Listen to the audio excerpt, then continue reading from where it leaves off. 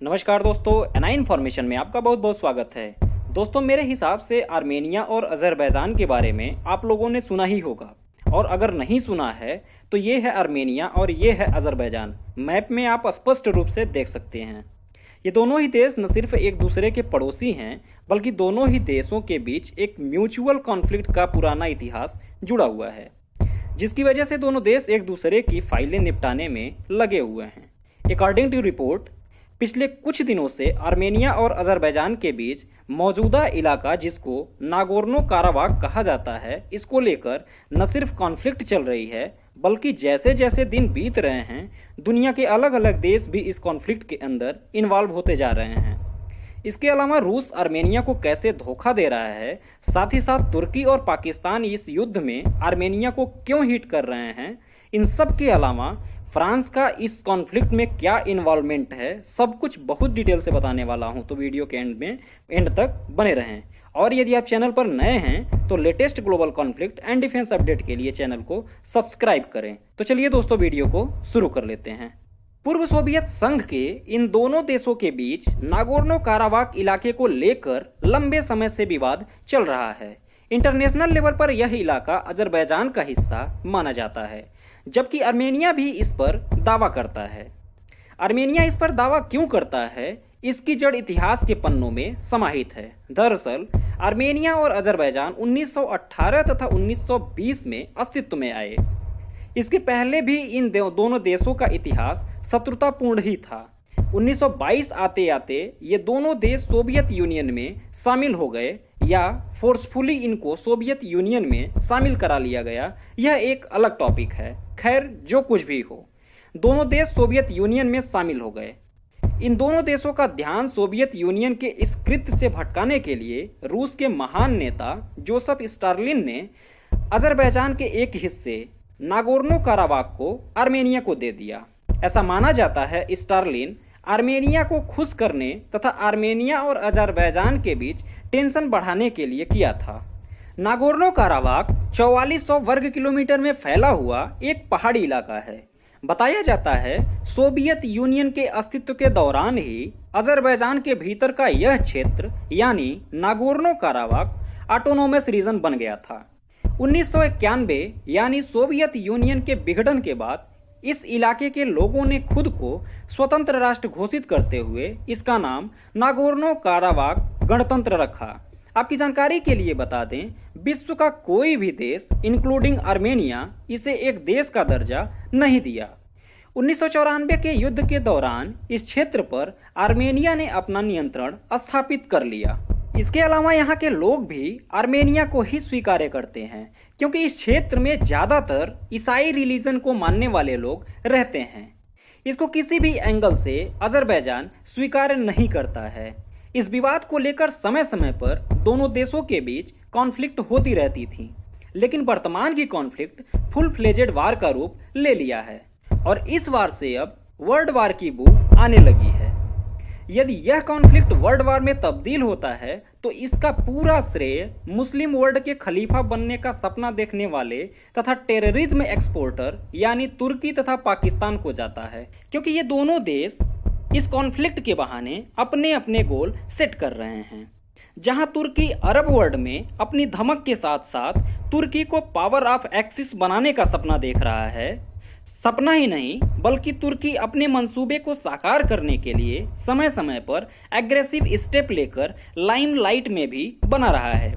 चाहे वह बात यूएन में कश्मीर का मुद्दा पाकिस्तान के सपोर्ट में उठाने का हो, चाहे वह बात ओआईसी के विश्वसनीयता पर सवाल उठाने की हो, चाहे वह बात ग्रीस से लेटेस्ट कॉन्फ्लिक्ट की हो, चाहे वह बात हाजिया सोफिया जैसे ऐतिहासिक क्रिश्चियन म्यूजियम को मस्जिद में बदलने की हो, और चाहे वह बात अब अज़रबैजान को सपोर्ट करने की हो। इन सभी घटनाक्रमों के जरिए तुर्की ने इंटरनेशनल कम्युनिटी को मैसेजिंग कर जियोपॉलिटिक में अपने गोल को क्लियर कर दिया है। इसके अलावा पाकिस्तान अपने पालतू आतंकवादियों को आर्मेनिया के खिलाफ भेजकर अज़रबैजान के साथ अपनी लॉयल्टी को स्ट्रांग कर रहा है। पाकिस्तान ऐसा क्यों कर रहा है, इसके पीछे दो स्ट्रांग रीजन है। फर्स्ट, रिलीजियस सफरनिटी का। पाकिस्तान और अज़रबैजान दोनों ही मुस्लिम मेजोरिटी कंट्री हैं। तुर्की और अजरबैजान ने पाकिस्तान को कश्मीर के मुद्दे पर काफ़ी सपोर्ट किया है, तो इसके रिटर्न में पाकिस्तान ने अजरबैजान का सपोर्ट किया है। इसके अलावा जब आर्मेनिया और अजरबैजान आज़ाद हुए थे तो 1992 में पाकिस्तान ने आर्मेनिया को एक देश मानने से इनकार कर दिया, यानी आज भी पाकिस्तान आर्मेनिया को एक देश का दर्जा नहीं दिया है। ऐसा करने वाला पाकिस्तान इकलौता देश है। जिस तरीके से पाकिस्तान इजराइल को एज अ कंट्री एक्सेप्ट नहीं करता है, ठीक उसी तरीके से पाकिस्तान आर्मेनिया को भी एज ए कंट्री एक्सेप्ट नहीं करता है। इन सब के अलावा पाकिस्तान का अजरबैजान के साथ मिलिट्री एस्पेक्ट भी जुड़ा हुआ है। ऐसा माना जा रहा है in the future Azerbaijan JF-17 fighter jet खरीदेगा, जो चाइनीज ओरिजिन की फाइटर जेट है, जिसका मैन्युफैक्चरिंग प्लांट पाकिस्तान में लगने वाला है। अगर ऐसा होता है तो पाकिस्तान का इसमें बड़ा लाभ होने वाला है। इस समय पाकिस्तान तथा तुर्की का अजरबैजान को सपोर्ट करना एक इत्तेफाक नहीं है, बल्कि ये दोनों देश अपने अपने गोल को अचीव करने के लिए गोटियां सेट कर रहे हैं। इन दोनों देशों के इन्वॉल्वमेंट की वजह से आर्मेनिया अजरबैजान कॉन्फ्लिक्ट अब ईसाई बनाम इस्लाम की तरफ खिंचता जा रहा है, क्योंकि अजरबैजान, पाकिस्तान तथा तुर्की तीनों ही इस्लामिक कंट्री हैं।